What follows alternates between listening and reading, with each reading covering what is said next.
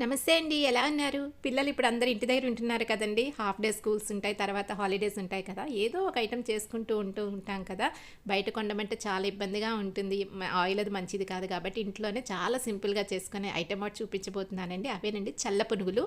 ఇది ఇన్‌స్టంట్‌గా కూడా చేసుకోవచ్చనండి. ఎలా చేయాలో ఏంటో చూసేద్దామా? వచ్చేసేయండి. వీడియో నచ్చినట్టయితే లైక్ చేయడం మాత్రం మర్చిపోకండి. దీన్ని పులియబెట్టుకొని చేసుకోవచ్చు, లేదంటే ఇన్స్టెంట్‌గా కూడా చేసేసుకోవచ్చండి. దీనికోసం అయితే బియ్యపిండి ఒక 3 స్పూన్లు బియ్యపిండి అయితే తీసుకుంటున్నానండి. మన క్వాంటిటీ ఎంత తీసుకున్నా పర్వాలేదు. దానికి తగ్గట్టు 3 స్పూన్లు బియ్యపిండి తీసుకుంటే 1 స్పూన్ మైదా పిండి వేసుకుంటే సరిపోతుందండి. దాని ప్రకారం మీరు తీసుకోండి. టేస్ట్‌కి సరిపోయేంత ఉప్పు ఇప్పుడే వేసుకుంటున్నామండి. తర్వాత పెరుగు గానీ, మజ్జిగ గానీ ఈ రెండిట్లో ఏది ఉన్నా పర్వాలేదు.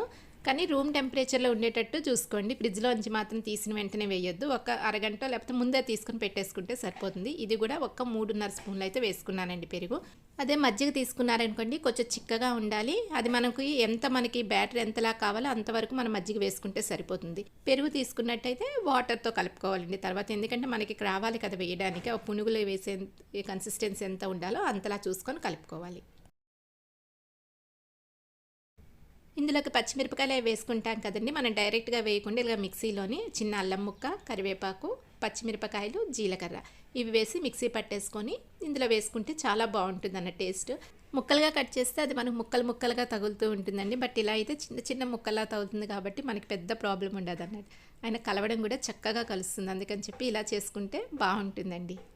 ఇది ఇప్పుడు మనం ఇన్స్టెంట్‌గా వేసేస్తున్నాం కాబట్టి ఇందులో ఈనో వేసుకుంటున్నానండి. కొంచెం మొత్తంలోనే వేసుకోవాలండి. మరీ ఎక్కువైతే అనుకోండి మరీ పొంగిపోయినట్టు అయిపోయి విచ్చిపోతాయి. అందుకని చెప్పి మనం ఒకటి వేసి చూసిన తర్వాత ఇంకా కావాలి అంటే మరి కొంచెం యాడ్ చేసుకోవచ్చు. లేదంటే చిన్న సోడా అన్న వేసుకోవచ్చండి. ఈ రెండిట్లో ఏది వేసుకున్నా కూడా మీకు బాగుంటుంది.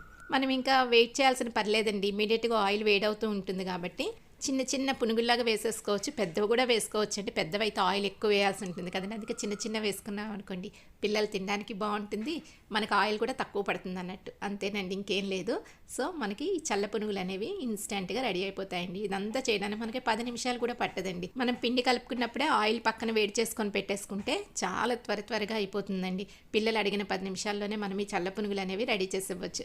బండి మీద అమ్మే చల్ల పునుగులు అనేవి రెడీ అయిపోయాయి కదండి. మరి దీనికి కాంబినేషన్ చట్నీ కూడా అదే విధంగా ఉండాలి కాబట్టి దీనికి టమాటో పల్లి చట్నీ అయితే ఎక్సలెంట్గా ఉంటుందండి. దీనికి పుట్నాల చట్నీ కానీ, పల్లీ చట్నీ కానీ, లేదంటే ఉత్తి కొబ్బరి చట్నీ కానీ మాత్రం సూట్ అవ్వదండి. టమాటో చట్నీ ఉంటేనే చాలా టేస్టీగా ఉంటుంది. అది బండి మీద మనం కొన్నప్పుడు ఎలా తింటే ఆ టేస్ట్ వస్తుందో అదే టేస్ట్ వస్తుంది అన్నట్టు. ఈ రెండు కాంబినేషన్ మీరు కూడా ఒకసారి ట్రై చేయండి. ఇంతేనండి, చాలా సింపుల్గా అయిపోయింది కదా రెసిపీ. చల్ల పునుగులు టమాటో చట్నీ రెసిపీ అయితే ఎక్సలెంట్గా ఉంటుంది తినడానికి. నచ్చిందా అండి వీడియో? నచ్చితే లైక్ చేయడం మాత్రం మర్చిపోకండి. Thank you for watching.